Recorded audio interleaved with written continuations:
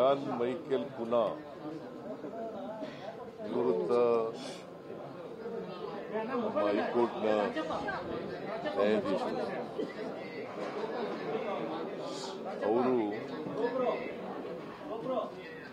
ಕಾಲ್ತು ಉಳಿತದಿಂದ 11 ಜನ ಸತ್ತಿದ್ರಲ್ಲ, ಅದ್ರ ಬಗ್ಗೆ ಒನ್ ಮ್ಯಾನ್ ಜುಡಿಷಿಯಲ್ ಕಮಿಷನ್ ಅನ್ನು ಮಾಡಿತ್ತು.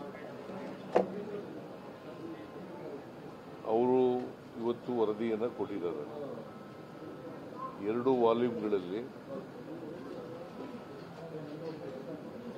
2 ಬಿಗ್ ವಾಲ್ಯೂಮ್ಸ್, 2 ವಾಲ್ಯೂಮ್ಗಳಲ್ಲಿ ಕೊಟ್ಟಿದ್ದಾರೆ. ನಾನು ಪೂರ್ಣ ಓದಕ್ಕಾಗಿಲ್ಲ.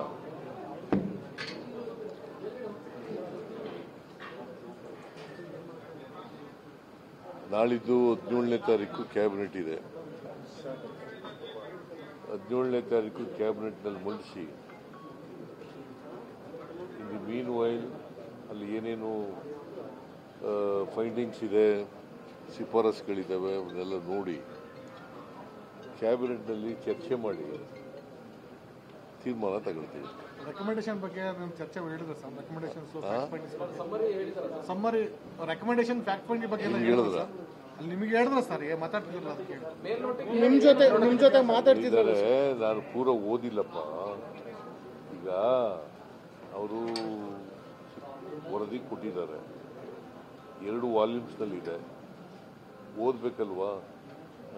ಏನು ಫೈಂಡಿಂಗ್ಸ್ ಕೊಟ್ಟಿದ್ದಾರೆ, ಏನು ಶಿಫಾರಸು ಮಾಡಿದ್ದಾರೆ, ಅವೆಲ್ಲ ಓದಬೇಕಲ್ಲ. ಅದ್ರ ಮೇಲೆ ಚರ್ಚೆ ಮಾಡಿ the government cabinet will take A decision.